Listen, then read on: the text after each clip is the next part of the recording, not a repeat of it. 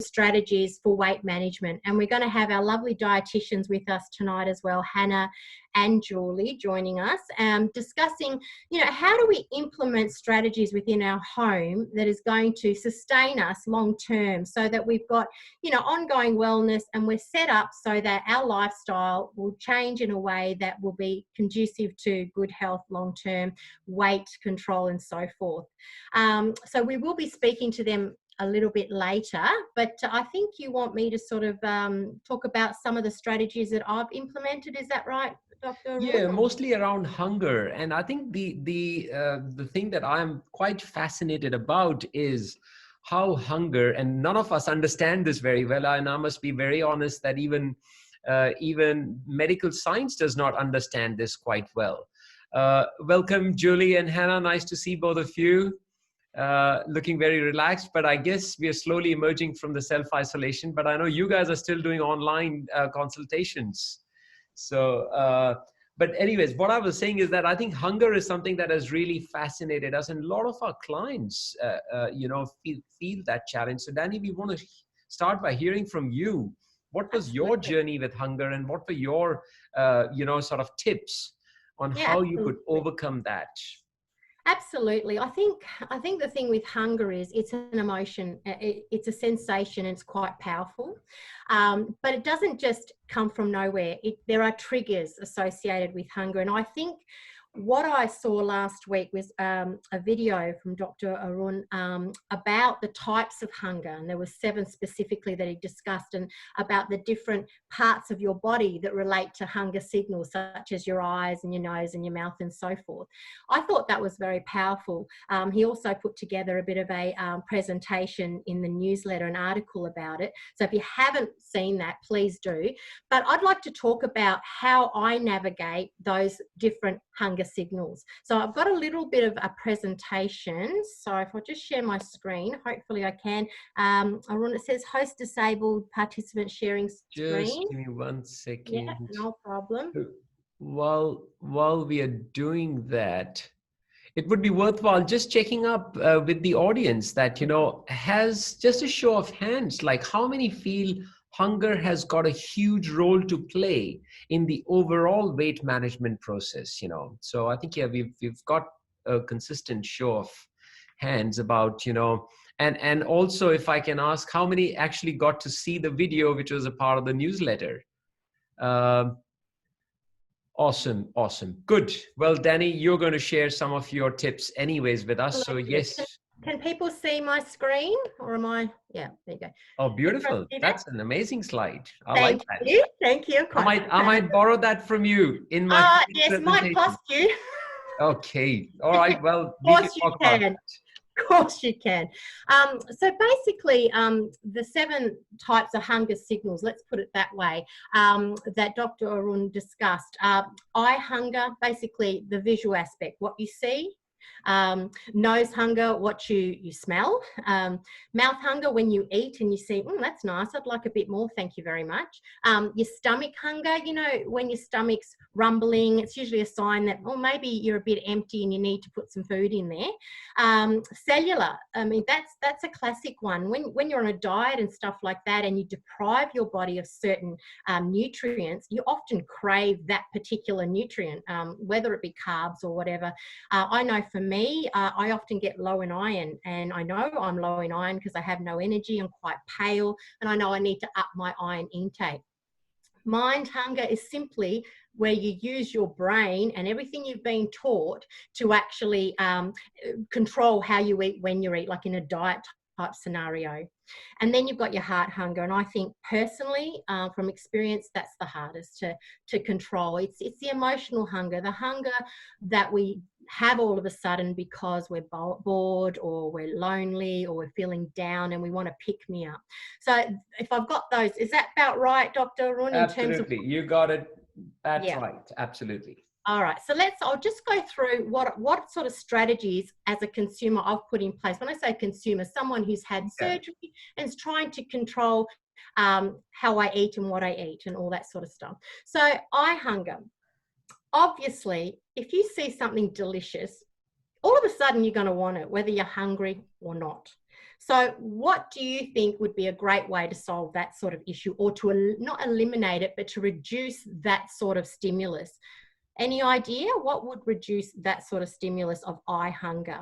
Do we have anybody wanting to comment on that?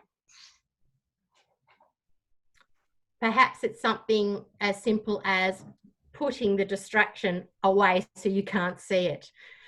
So for example, in my house, I have a bowl of fruit in the kitchen ready to go. So if I'm hungry, I'll go for a piece of fruit. When we open up the fridge, there's cut up vegetables with dips ready to go. You know, there's not the chocolate bar waiting for me to just go, oh, yum, you know. When you open up, Dani, we've got a comment saying, one of the attendees says, cover it. Another one says, remove it. Exactly. I don't know what you think about those options, but just mentioning you over what the audience is giving a feedback. We're visual people. We are visual people. And so with my pantry, you know, I open that up, and my family would attest to this, that I've got what's called the chocolate box, but it's actually a box of chocolate and chips and all the yummy goodies, and it's closed and it's right down the bottom in my cupboard. So I haven't banned it from the house. It's unrealistic. I've got children, and sometimes I want some as well, but it's not visual, and it's right down the bottom. So when I open up my pantry, what I see first are your canned tuna. I see nuts, you know, I see soups, healthy soups. So I'm not going straight to the visual of chocolate, but occasionally I'll, you know, go down there and off I go. But the point is that, you know, I'm setting myself up hopefully not to fail by doing that. So that's your eye hunger, and it's bigger than we realize. It really is. How many times have you been full and then you see something someone else is eating, and then all of a sudden, oh yeah, I'll have that too, thanks, you know? So that's eye hunger. The next one is nose hunger, and sounds funny, but what we smell, we often like to eat too, if it smells you know, appealing to us. And one thing I've noticed is when I drive past those, you know, those fast food outlets, and even though I'm not eating as much of that at all anymore, I still get that whiff of KFC occasionally. I'm like, fried chicken.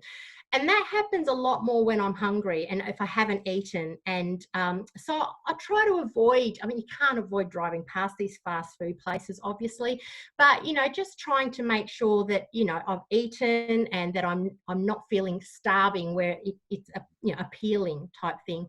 And also setting up your house with nice smells as well. I sometimes have the slow cooker going with some meat and some vegetables in there, and that, you know, permeates through the house throughout the day, and it's a nice healthy meal, and I'm going to enjoy that later, and so that smell, you know, also attracts me to eating that food, which is good.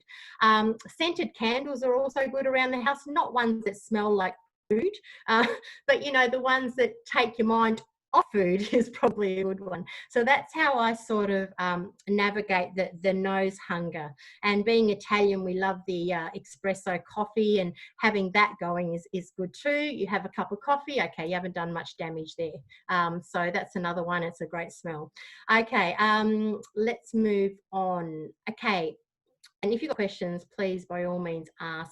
I think if I can just say one little thing is that with regards to the eye and the nose hunger, never go grocery shopping when you're hungry, because the nose and the eyes will tend to visually get you to buy stuff which is generally unhealthy and calorie rich and not really. Absolutely, without doubt. And I think we've all been guilty of that, going home with a lot more than we planned because we were hungry. Mouth hunger, for me, mouth hunger simply means when you eat something and you love the taste so much you want to eat more.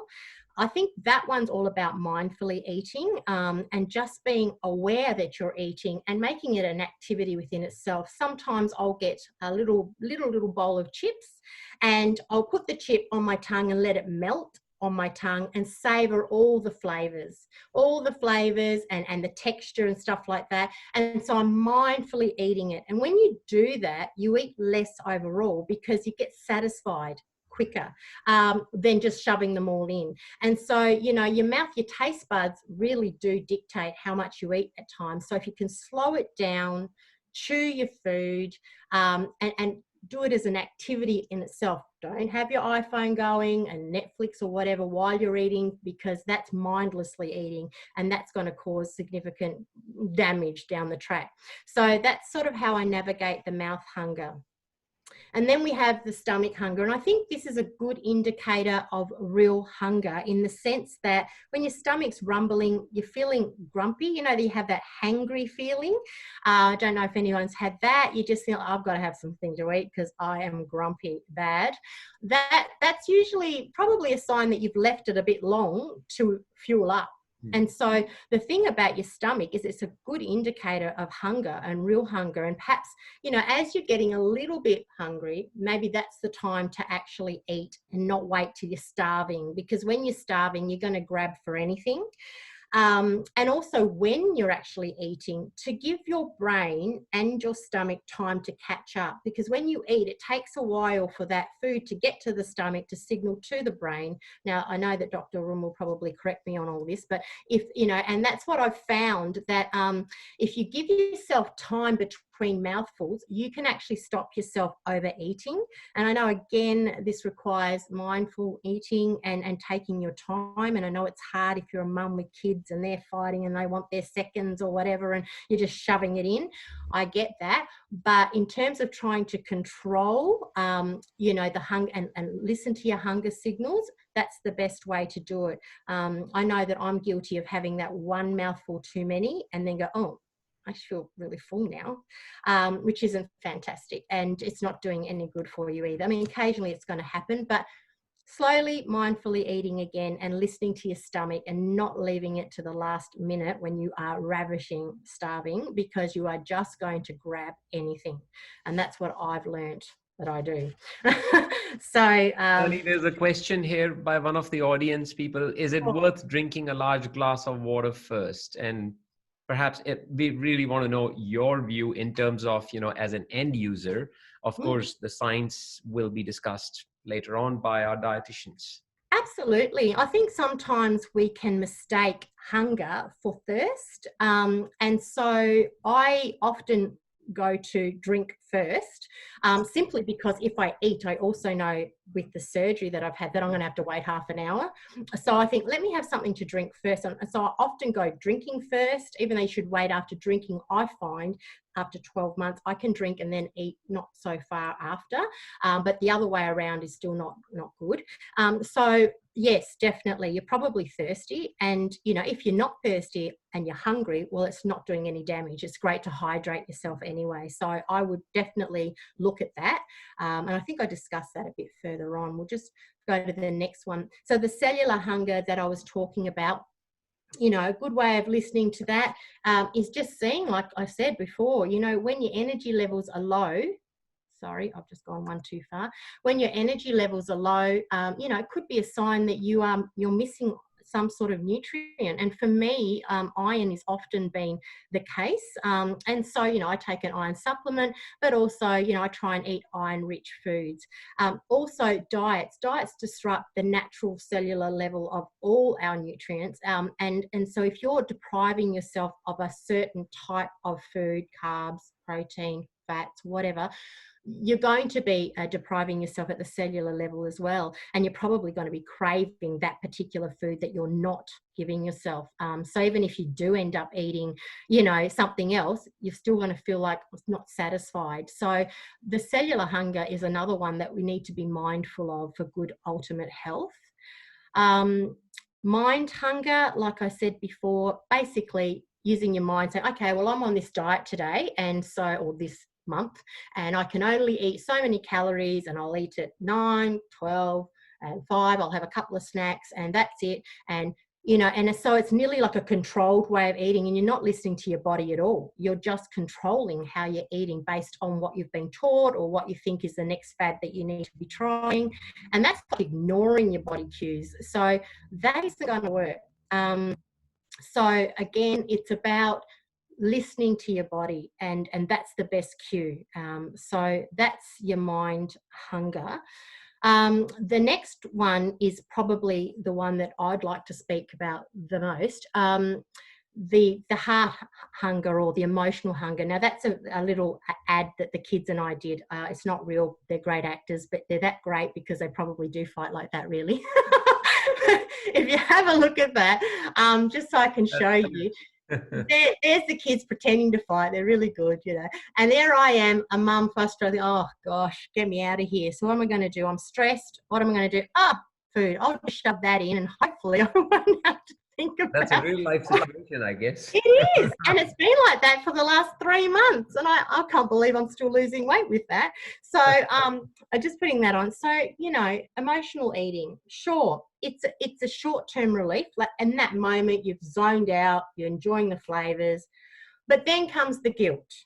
And with the guilt comes, oh, okay, the more self-sabotaging thoughts of, oh, I'm unloved, I can't control anything, depressed, anxious, stressed, you know, you name it. And the self-loathing because, oh, can't even control what I'm eating type thing. And so my suggestion, and this is a tough one, which I think often we all try and navigate, is to fill that emotional void with life-giving behaviours. You know, short-term gain is often long-term pain. And what I mean by that, you eat that food straight away, it's there, you get that hit, but then after you're thinking to yourself, oh, that's not good. You know, I've just done something not good for my body.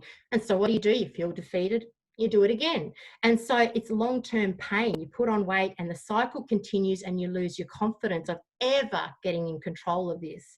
Whereas if you do stuff like behaviors such as I've got there, you know, walking, meditating, having a good rest, talking to somebody, working on a project, then although you might not get the same hit quickly, it's the long term. You know, you start to walk. Oh, after a while, you enjoy the walking. You're starting to lose weight. You're toning up a little bit. Okay, there's some added benefits as you go along. You know, you meditate. Well, we know meditation is a cure for a lot of things. With time, as you meditate, your mind calms down as well and you feel more present, and so the emotions start to calm down. You know, so these ones might be long term in terms of getting the result, but they are ultimately life-giving. So the other one, sleeping. I often realise if it's nighttime and I'm tired, all of a sudden I'm hungry. I think, hang on a minute. No, I'm not. I'm tired.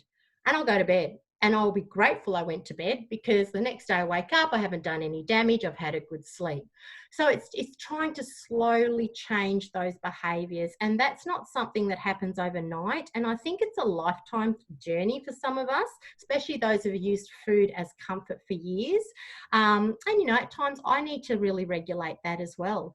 And I don't deprive, nothing is off limits, because I think the minute you start to say, no, can never have that chocolate for comfort, can never enjoy that, then you're going to want it more. It's going to be in your head and it's something that you're going to focus on 24/7. So I will have that chocolate, but I'll mindfully eat it, and then I don't want that much.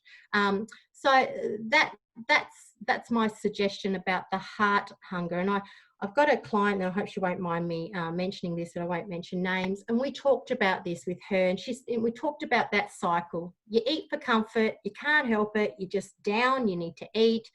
Great, you feel great. Then you feel guilty. Then you start to attack yourself even more, and off you go again. And it's that cycle that I mentioned before. To get out of that cycle, you really need to change behaviours one step at a time. So, and there might be things in your toolbox that don't resonate with you, but not with me, and so forth. And that's absolutely fine. You know, for me, working on a project is so life-giving. I'm writing a song at the moment for my children, being a music teacher. And I was feeling quite emotional a week ago, and I thought, oh no, I'm not going to that fridge. So instead I went to the piano and I started playing chords and stuff, and all of a sudden this piece of music came together for me, and I put some words to it, and then I wanted to go back there the next time. So, you know, it's ongoing, it's life-giving. I'm still doing it, and it's something that I find will have value down the track, and my waistline will thank me for it, you know. I think what is important here, Dani, is what you're saying. Maybe a different way of saying this is we all need to learn how to shift our energy states. in Yeah. a healthy, sustainable manner, and not just using food all the time, like even going for a walk, for example, listening to music or dancing or whatever it could be. Absolutely. Anything besides food, is helpful. So look, Yeah. excellent. That's fantastic. And just Now, to conclude on that, sorry, Arun, just to yeah. conclude on that, what I've learned from my studies, mental health studies and so forth, is that emotions and thoughts are transient. And what that means is they pass. They really do pass. And so if we behaviorally act every time we feel a certain emotion or thought, and we do it in a negative way, then that's setting you up for failure. If you just sit in it, I even say, sit in that emotion. Don't be scared of it. It will pass. And like you said, Dr. Arun, actually put your attention somewhere else. It will shift that emotion and the thoughts, because nothing is permanent, thankfully, in some ways. So that's my little presentation tonight. But, like I said, I'm a consumer. I'd really, really like to hear from the dietitians with their strategies. You're very lucky to have them on tonight because they've got a wealth of knowledge. And I think, Dr. Arun, are you going to be talking about the science behind emotional eating? Oh, look, very briefly, I just have two little practical strategies that I'll be presenting at the end, time permitting. But I think we really want to hear from Julie and Hannah today as to what they have to say. So who's going first? Is it Hannah or Julie? Both of you adjusted. So at the same time. So, there you go. I'm okay. going to share the presentation. I think Julie will do a little intro for us, and I think she's kicking off the first point. So let's see if I can share my screen. I think I just need to be disabled there. I will just see. I'll see make co-host. Yep. So Hannah, see if you can share your screen now. Oh, Hannah, do you want to share yours? Oh, you've got it ready to go? No, you go for it. Oh, can everyone see that? Yes. Fantastic. Perfect. Yeah, so thanks again for having us along. We really enjoyed it last time, and obviously we were talking about the myths at that last meeting, and so we thought we'd move along to some strategies for setting up for success in the long term. And really this is just going to build on everything that you've been learning so far in this webinar series, and it's been great. I've been listening each week as well and hearing all the different presenters. So yeah, definitely just building on what we've already heard about so far. So, and again, be as interactive as you want, pop some questions in and we're more than happy to answer those as the session goes on as well. So I just want to put a question to you and ask, how many of you out there have thought, okay, I want to lose a bit of weight, so I'm going to start eating a bit healthy and exercising a bit more. And then a couple of months down the track, you kind of go, oh, what sort of happened to that? I don't think it really got started. Or maybe it got started for a week and then it just kind of trailed off a bit. Is there a raise of hands? Has that happened to you before? It's definitely happened to it, yep. And it's definitely not uncommon. It's really common that, that kind of thing does happen. And often we think it's just a lack of motivation in ourselves that's causing that. But actually motivation is quite an interesting thing, and that's what I'm going to talk about now. So often it's quite straightforward, and we often are really clear on what we want to achieve. So we want to lose X amount of kilograms, or we want to be able to move a lot easier, or we want to be able to move without pain. And that's really the surface level. But if we just focus on that, it can be really hard to, I guess, find that motivation or commit to that long term. Questions just come up. Sorry? I'm just replying to it. So it can be really hard to commit to that long term unless we delve a little bit deeper and have a look at the reason why we're doing it. So the reason why we're doing something gives us that internal motivation, or we call it intrinsic motivation, to really get through those hard times when they do hit and continue with that behavior that we want to do in the long term. So this is sort of going to give you the power to stick with the what or the behavior. So some of you may already know exactly what your why is, and you may have figured that out when you signed up for this webinar series.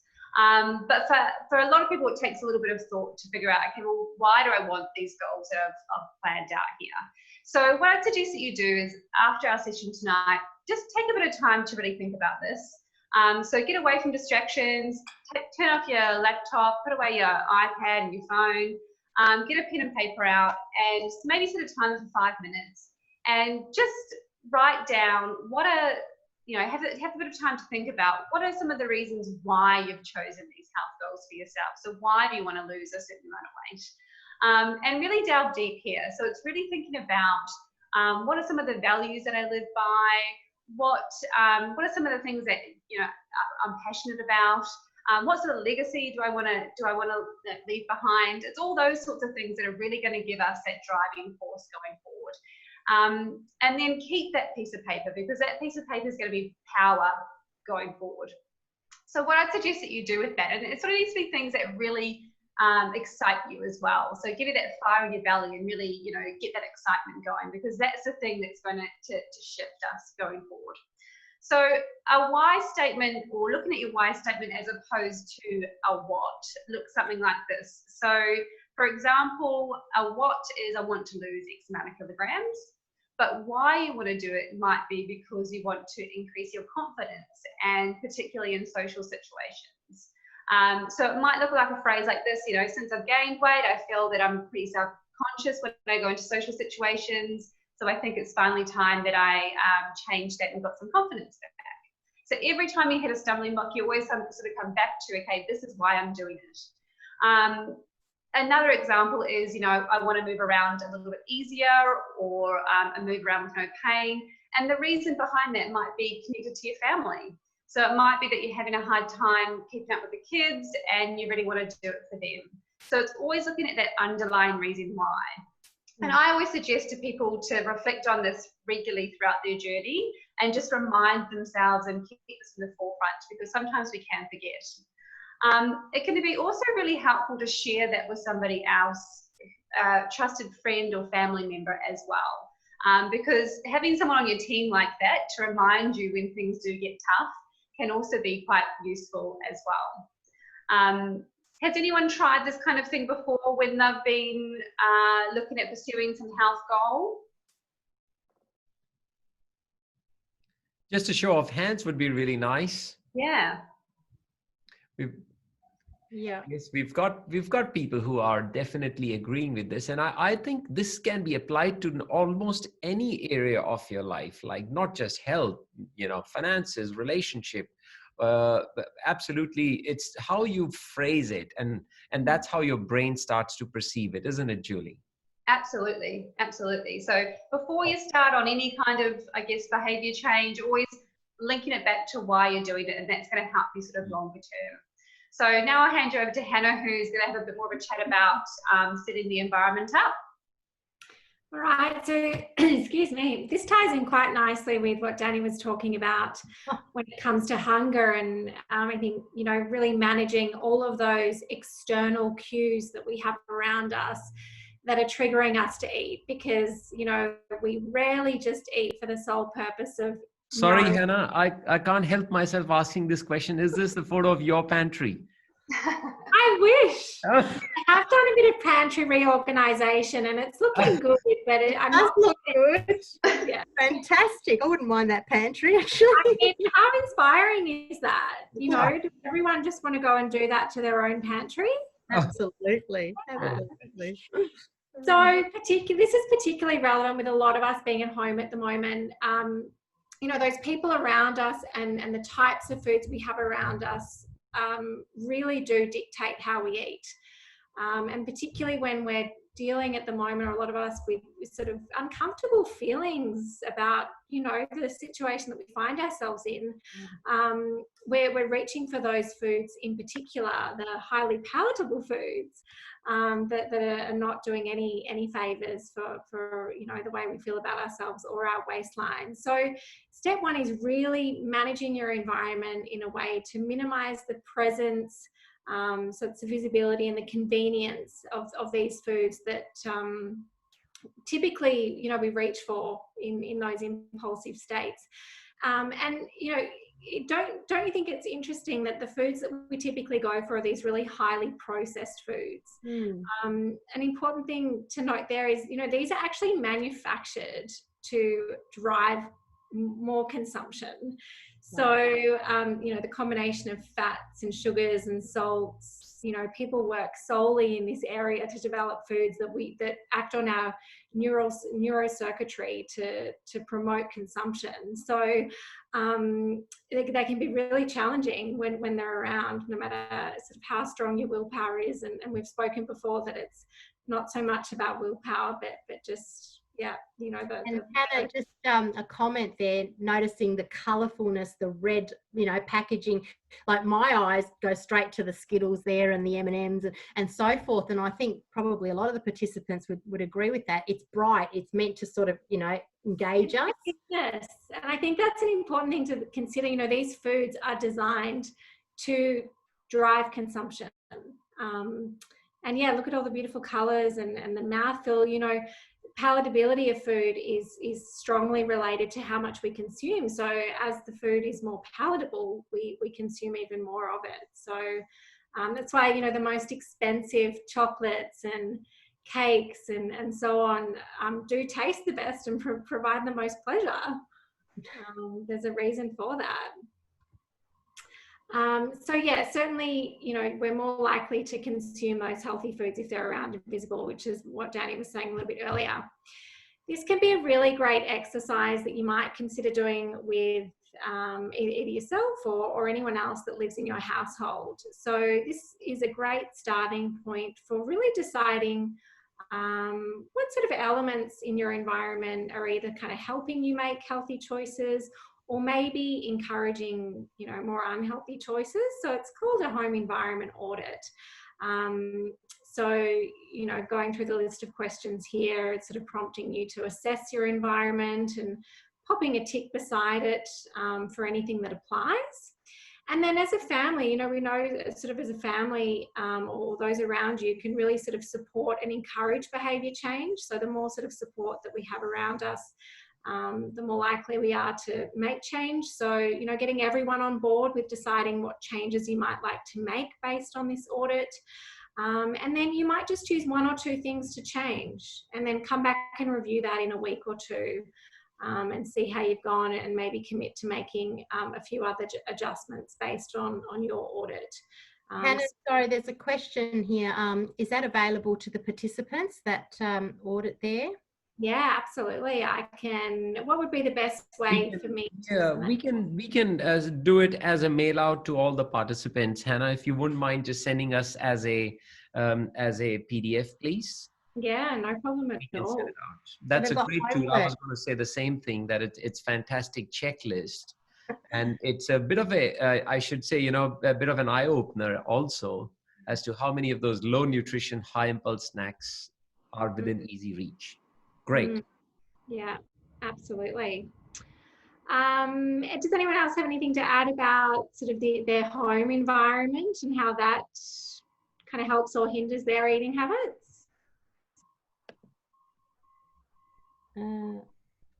Just looking at some of the questions here, there was someone asking about sugar and why they crave sugar. I mean, I think you touched on why sugar is so, those sugary foods we seem to be drawn to, but a particular time of the month, of the hormonal time of the month for women, why they seem to be drawn to sugary sweet foods. I know it's not exactly relevant to this particular page, but do you have anything on that?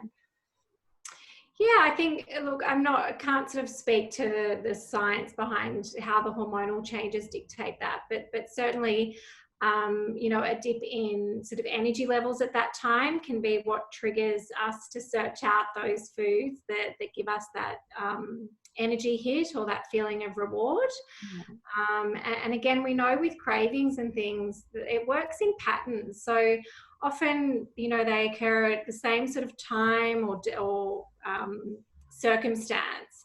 So it might also just be that, as that cycle comes along every month, that sort of feeling that comes on becomes associated with that, the sugary hit that provides that dopamine release and that feel good sensation. So it's probably a combination of things in that case. Yeah, that's good. There's a question here too. Is warm water better for the digestive system than cold water, or is that a myth? Dani, would I be able to address that with my presentation? Absolutely. I'll have something there for that. Right. Go for it. Thanks. All right. So that's the setting up your environment at home for success. Now, another really useful strategy for anyone at any stage of their journey is to really have a few sort of really key, simple, healthy meals up your sleeve. You know, often when we want to commit to a dietary change, we kind of, you know, go for the most exotic ingredients and complicated recipes and go all in when really, you know, a keep it simple approach can be even more effective.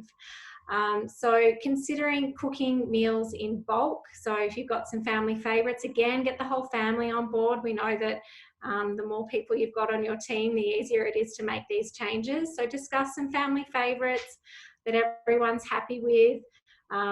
Soups, casseroles, curries, stews all freeze up exceptionally well. And you might sort of make it part of your schedule that you sort of plan to have a cook up once a fortnight to make sure that the freezer is stocked. And for those nights where you haven't prepared dinner or you find yourself out at an event and haven't planned anything. So it's really about having some fail-safe, you know, backup plans, because, you know, we can plan to the best of our ability, but life is always going to get in the way. So we need to kind of be one step ahead and be planning for the plan B's and C's, if you like.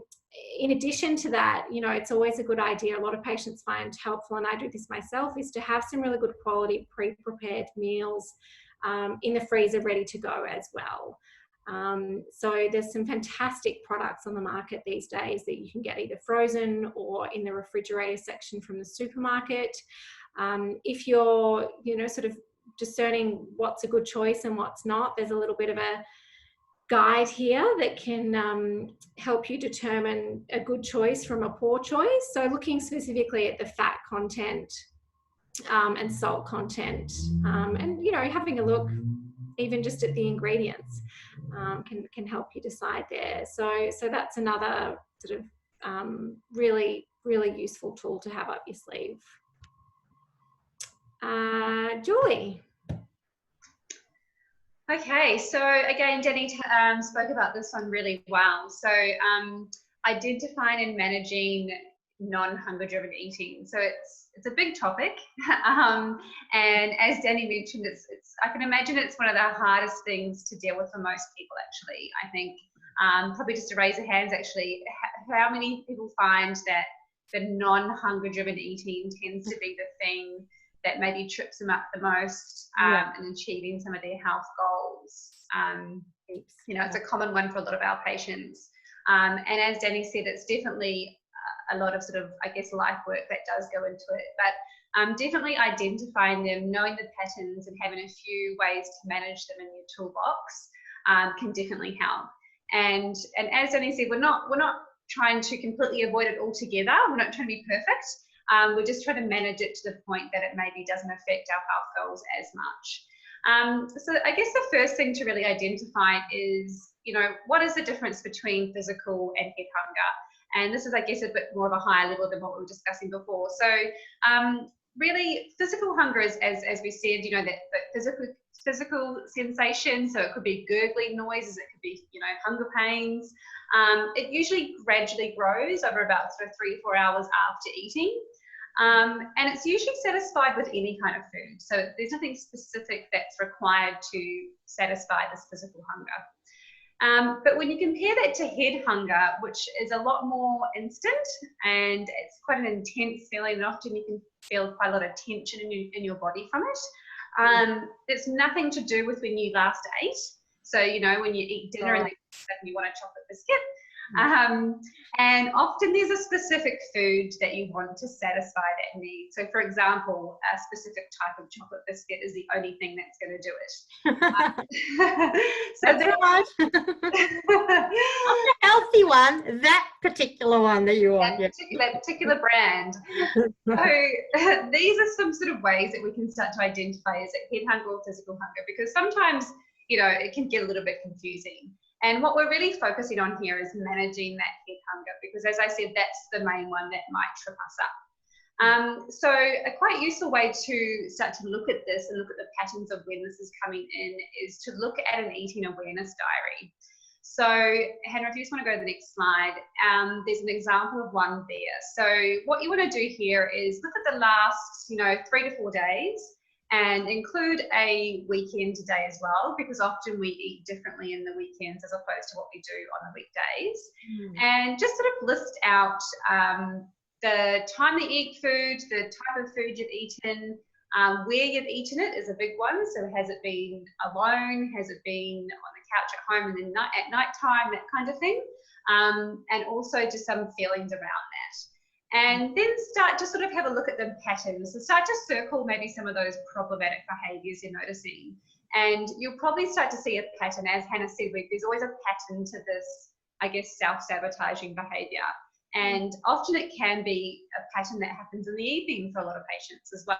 So, you've had a big day, lots of stresses building up from maybe work, from the kids, and then you get to the end of the evening and that's when it's your time to maybe reward yourself or to support yourself or to, there's lots of different sort of feelings that are associated there. So identifying that unmet need through a diary like this can be really useful. And as Dani said before, that's when we can start to look at, is there anything else that we can put in place to match that unmet need as opposed to the food? And having that thought out in advance can be really useful, because obviously when we're in the time, it's hard to think about that. But if we have it in our toolbox and ready to go, that might be one of the strategies that's going to help us with this non-hunger driven eating. Another thing is that, as I said, it's a habit. So it's sort of whatever happened yesterday is probably going to happen today. Whatever happened today is probably going to happen tomorrow. So it's a sort of habit thing that happens in the same place at the same time of the day, that kind of thing. So breaking it up. Sorry, I was going to say, and with those habits, the more you do them, the stronger they become, and that's that cycle that I was talking about. So it's about breaking the habit. It needs to be done earlier rather than later, so you can control it. Absolutely, and like you say, often these habits could stem maybe from childhood or adolescence or something like that. So and I know there was a lot of talk about habits and things last week as well in the session. So one way that we can actually even just start to practically sort of, as you say, put a circuit breaker in that habit is even just, instead of maybe going and sitting on the same area in the couch and that same room, knowing that that's when it's your trigger time. So maybe going somewhere else, sitting in a different room in a different chair is going to already break that habit up a little bit. So it's like a circuit breaker. Yeah. And the last thing that I've sort of got to talk about, I mean, like I said, this is it's a minefield really, and often, you've got to work on this long term, and you might even need a bit of support from maybe an eating psychologist or, a dietitian who specialises in this area. But the other thing that you can do as well is basically, again, another circuit breaker is that when you're in this situation and you're eating these foods, you tend to be all in your head. So it's more of like, as Dani said, it's that emotional thing. We don't really have a lot of other objective sort of viewpoints behind it. It's all in your head. So what you want to do is know that that's the time that you're coming up to. Know that, okay, this is my trigger time. What I want to do is do a little bit of an exercise before I get there and get out of my head and back into my body. And there's a couple of ways you can do it. You can probably even search a couple of things like this, grounding activities online. But even just simply, standing there, pushing your feet really sort of strongly into the ground and starting to feel these sensations in your body, or maybe even squeezing your palms really tight, before you get to that situation, just brings you out of your head and back into your body. So you've got more of a chance that you're going to make more of an objective decision rather than that subjective decision in your head. And as I've said, these strategies may not work every single time, and that's okay, but it's just giving you a few ways that you can start to sort of think differently about I guess, that head hunger and have a few tools in your toolbox ready to go to manage those situations. But definitely not aiming for perfectionism, and it's a work in progress, that's for sure. And that probably leads quite well on to Hannah's point that she's going to talk about next, which is being aware of perfectionism and try not to aim for that. Yeah, exactly. Just before we go, there was just a question that came to mind, specifically in terms of, someone who has had surgery, and I'm talking very specifically about weight loss surgery, bypass versus sleeve. Any tips that you give to people who have had bypass versus a gastric sleeve in terms of, because obviously we know people with a bypass are more likely to get dumping syndrome. So is there anything pertinent that they need to be aware of, especially when developing new habits in, post a bypass versus post a sleeve? Any thoughts on that? Yeah, so I guess for everyone who doesn't know what dumping syndrome is, it's when you basically take a high load of sugar in from, say, sweet foods or mainly sort of really high sugary chocolates and things like that, and it can result in a feeling of basically it's just really uncomfortable. So you can sort of feel quite shaky, you can feel quite nauseated, and sometimes you can have other gastrointestinal issues as well. So loose bowels and things like that. So it's definitely not something that you really want to experience. And it's because of that high load of sugar that you've taken in. So absolutely watching for, I guess, those triggers to eating if high sugar foods tend to be your trigger, and minimizing them definitely where we can is important. But I mean, I think that's important for both surgeries anyway, because I mean, that's what we do longer term for weight management and a healthy lifestyle and those sorts of things. So definitely watching the load of sugar that's taken at one time is really, really important. And then obviously a nicely regulated meal pattern during the day is also going to help with that blood sugar control as well, as watching the composition of meals and making sure there's a bit of a mixture of protein, carbs and fiber. Awesome. That's All right. So look, undoubtedly weight loss surgery and the process afterwards of adapting, as Dani's mentioned herself, is sort of an ongoing journey and lifelong for most people. So that brings up a lot of, challenges, a lot of changes to lifestyle, eating habits, social relationships, and it's a really high involvement decision going through surgery. So naturally that can come with very high expectations to do everything perfectly or have everything unfold rather quickly. And often with, past experiences with weight loss, it's for many people, it's an all in or it's an all out sort of approach, which we've spoken about in previous weeks, can lead to that sort of perfectionistic thinking where, if you can't do it all perfectly, then there's no point and I'll give up and I'll start again next week.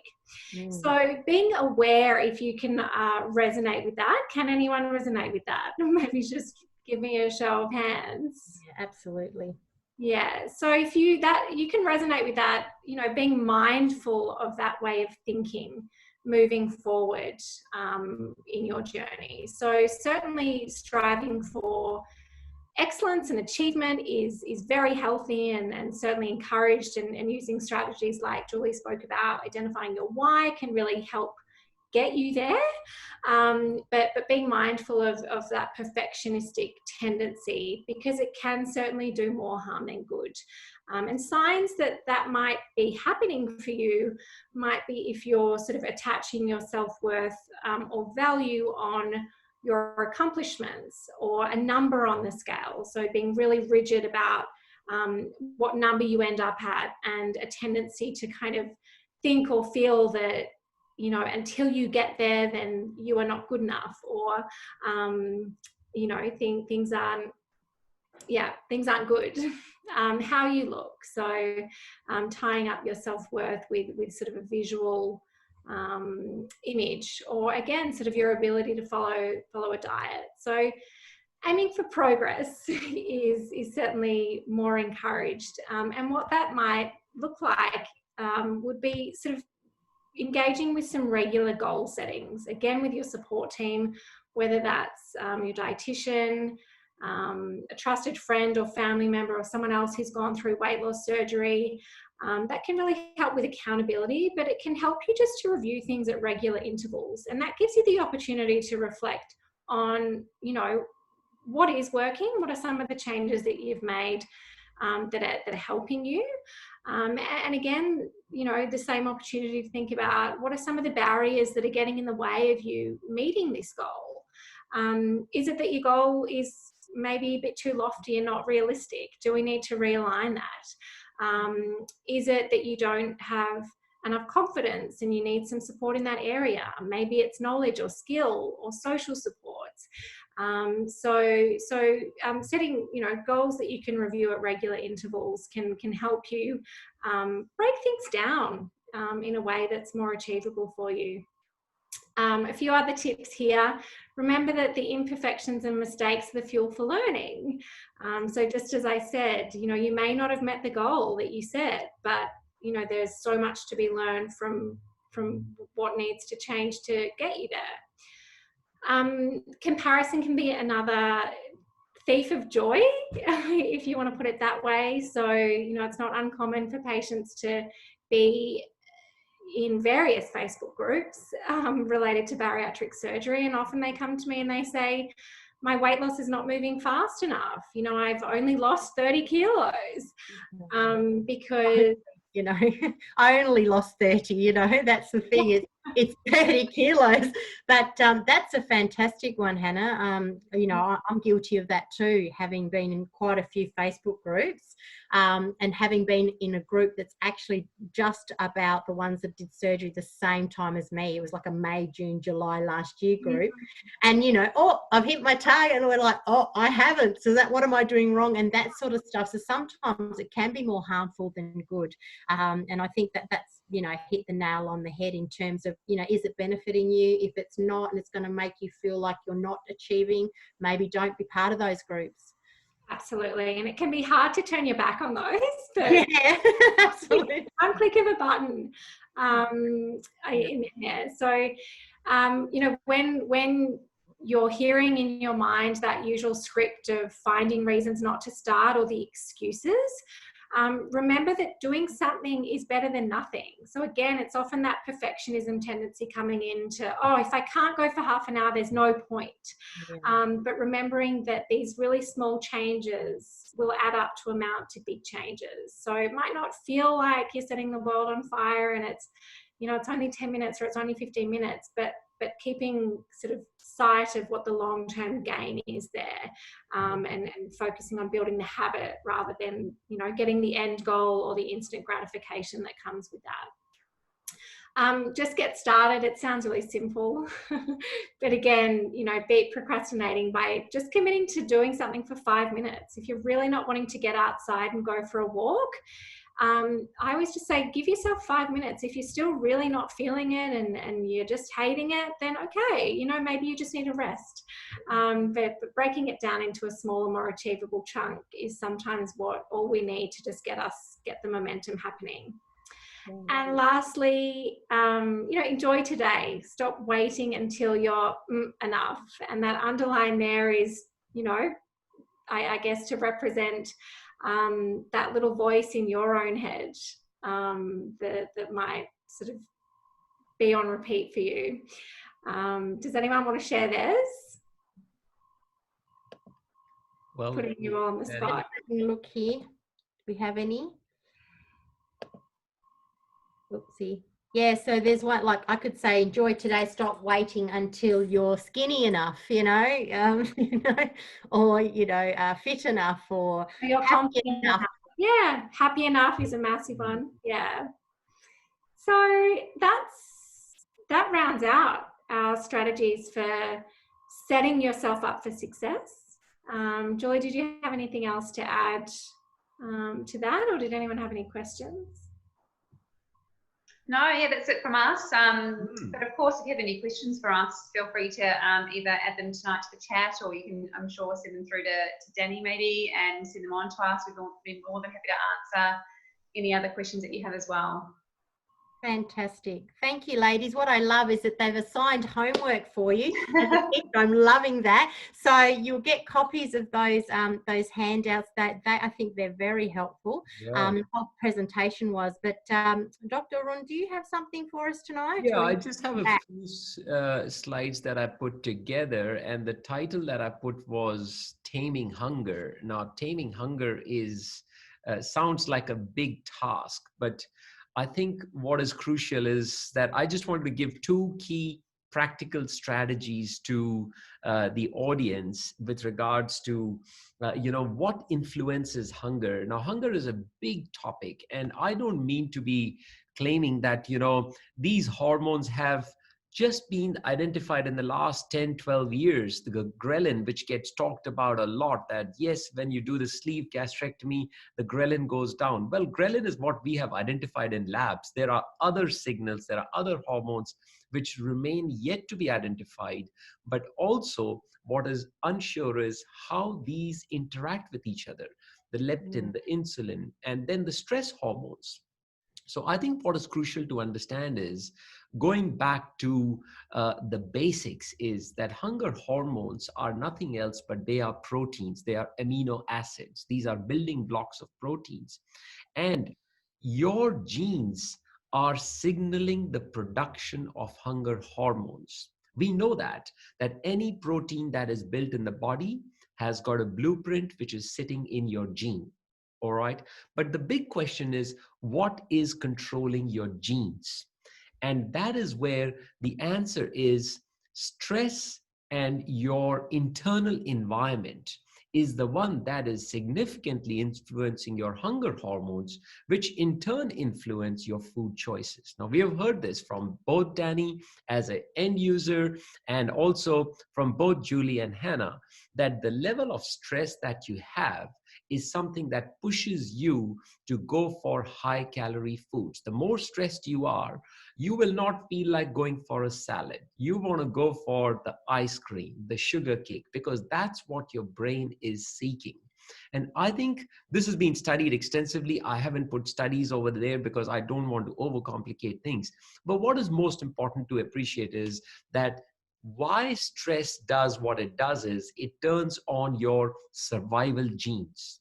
By that, what I mean is the survival response or the stress response is that it gets your body to focus on just the three things, which is your body, which is your physical existence, the physical body, I mean, then the environment, which is who's around you, and how much time do you have to shift that. This is exactly the response that happens in a deer that is being chased by a tiger. When a deer is being chased by a tiger, the deer has got only three things that it has to focus on. It has to save its body. It has to see the environment, where, how much place or how much space does it have to run, and how much time does it have to do. That's exactly what happens when you are so self-conscious that you are focused just on your physical appearance, and you want to bring about a change by being on a diet very quickly because you are feeling that you're being judged by your environment. And then you see, how much time do I have? Within how many days or weeks or months can I lose X amount of? That is being in state of stress response. The way to shift that around, and these strategies have already been discussed, because when you get into a creative flow state, it actually starts with awareness. This word has been discussed a lot extensively. But number one is eating mindfully. Once again, Dani touched upon this. And the way I say this, eating mindfully, is not just about, keeping yourself focused or connected with your food by not seeing the screens, but also appreciating what signals your body is giving you that, yes, I'm full. That's when you say, you know what, I'm full. Thank you so much. And you learn to push the plate away. That's crucial. Before starting a meal, I always talk about a pause to see how much you need, and fill your plate only as much as you think you may need, not overfill it. You can always go back for seconds. And I always say that, just starting your meal with a gratitude, with a prayer, this is what I think a lot of us grew up with, but the practice is somehow forgotten, or it has been overlooked because we live such busy, distracted lives. It has got a lot of science and a lot of value to prove that just expressing gratitude allows your body to digest your food much better. So that's there. The second part is your brain is 73% water. It's crucial to understand that your brain will perceive dehydration and hypoglycemia, which is low blood sugar levels, in the same manner. So you may actually be thirsty, but what you are thinking is, oh, I'm hungry, I need food. No, your brain needs water. And that's where it is crucial that don't confuse thirst with hunger. Drink a glass of water when you feel hungry to see if that's what you're really craving for. I often say that there are, in our practice, I think we've had a few, I think Lisa or others were looking for these kind of bottles, which are actually having a time on it, like by 7 o'clock, by 8 o'clock, you've had this much water, and then you fill it up, and then you go the other way around. So, it's just something that tells you that by this much time, you've had this much water.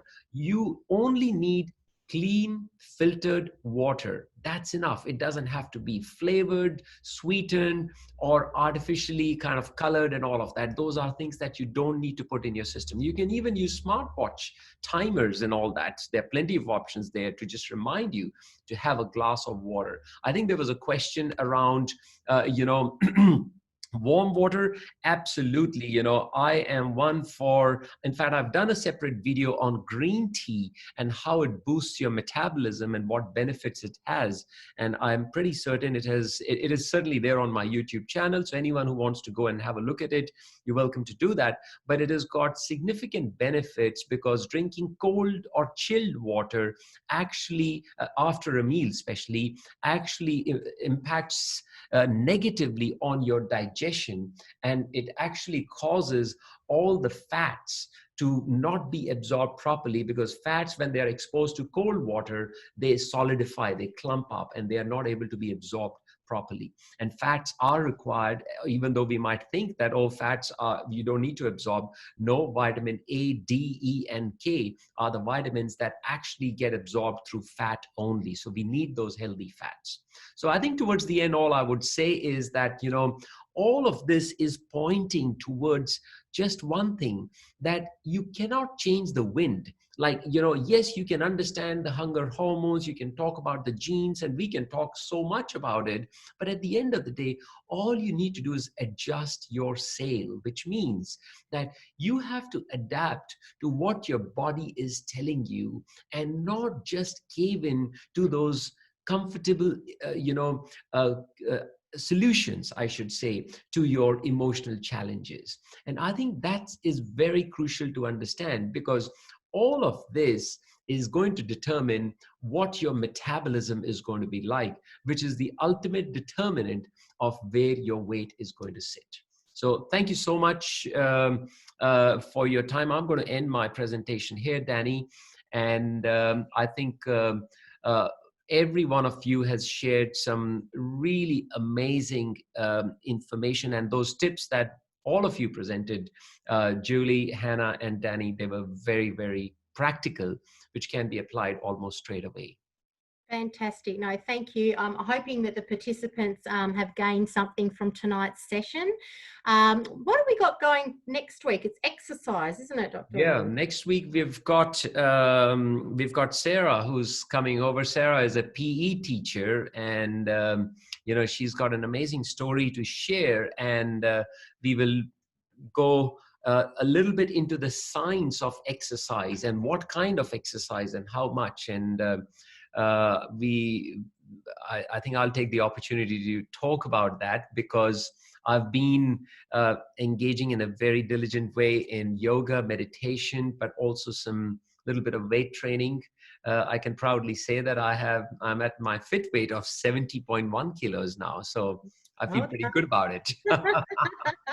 That's fantastic. Oh, well, I look forward to that. I think I need some tips on the exercise area. I do my walking and the yoga and stuff like that, but I probably need a bit more of a push in that area.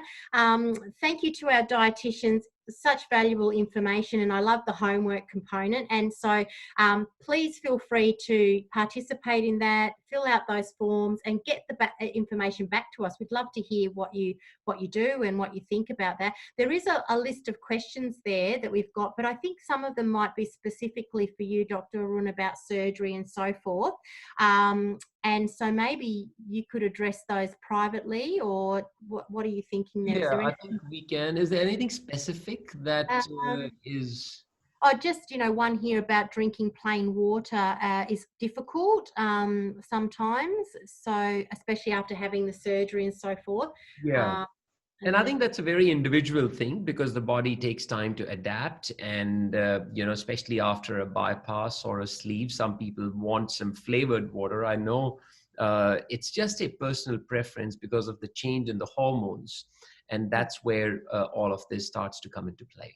Yeah, personally, I found that sometimes if I made the water really cold, I could drink it. And then sometimes if I had it warm, I could drink it. So just mixing it up a little bit in terms of your heat and even so lemon forth. juice infused water is something which is, Yeah, absolutely. And there was a great question here, I thought too. It says, I find that I sleep far deeper if I eat carbs. And why is that? Like, I sleep really well. It's an interesting question. I'm not sure what the answer to that might be, but Sarah's asked that. Deeper sleep if you're eating carbs. I find I have nightmares if I eat late at night. Maybe that's just me feeling guilty that I ate too much. I don't know. I think eating late night is not healthy anyways, because you go off to sleep after that. And I say that, following the body's circadian rhythm, which means that, when it is sunset, after sunset, you should really try and avoid. Now, that's hard for many. I understand that, but this is what our ancestors have kind of, shown, that it's intermittent fasting is showing the same results, that you eat in a cycle in a block of say 9 to 5. So again, there is plenty of science to prove that, eating within a block of time is the best option. And finally, now, how often do people end up with eating disorders after these surgeries? Okay, surely it's common, isn't it, if people get hooked on losing that much weight? Okay. Maybe Julie or Hannah would want to answer this. Yeah, probably. I think there's a lot of research being done into that. I know even coming into surgery, it's really underreported in the literature how many patients actually present with an eating disorder, because it's not screened for. Yeah. So likewise after surgery, it's from my understanding, there's not a lot of data on that. But yeah, interesting question. Yeah, just to add to that, I'd probably say, like you said, Hannah, it's probably more unmasked maybe, like it might have been there, but it just pronounces slightly more. And I can only say that, the key thing it highlights is that there is always a need for settling an emotional component associated with why the weight is there. In fact, the topic for the last webinar that we are doing is actually, it's an interesting one. And Dani, you probably don't know about this. The last one, because we've only got 2, and this was meant to be a surprise, by the way. Oh, okay. Is body size a reflection of self-love? Oh. Now, it's going outside the space of surgery, but is body size really a reflection of self-love? And I think there is an emotional aspect to it which needs to be fulfilled, or which is seeking fulfillment. And as Julie, you just said, that it gets unmasked with surgery, because surgery is being done on the body. But there is a need for the mind to be, seeking that fulfillment. Absolutely. And I can only speak from myself that I think that when you've put on a lot of weight, there's emotional baggage behind why that's happened. And whether it be an eating disorder that's, there or not, there's emotional baggage, I think, and that we've resorted to food to cover or to help us through that. And so once you take away that support system of the eating, then all of a sudden, okay, you're losing the weight, but now we need to address the emotional baggage. And if you do that, then you're going to move forward you know, and I think that's the key. So it'd be interesting to hear that about the size of the body and the self-love. Very interesting. So should we sign? What, I don't even, we just can talk. We are 8 minutes time. over time. So yes, I think we need to wrap up. Okay, well, lovely. Thank you, everybody. We hope you found it beneficial, and we'll see you next week, same place, same time. Julie, Hannah, thank you so much for your time. I thank all the participants. It's been amazing and fantastic to engage with you. And Danny, thank you so much, despite you know, the fact that we missed you last week. And I know that you're just sort of gathering yourself with regards to just feeling a little bit unwell. But look, yep. I'm so grateful that you're here with us. My pleasure. I love it. It's uplifting. And so I'm ready to go now. So I know it's a good therapy for me. Absolutely. So thank you very much for inviting me along, and see you next week. Okay. Bye, everybody. Okay, bye-bye. Thank you, everyone.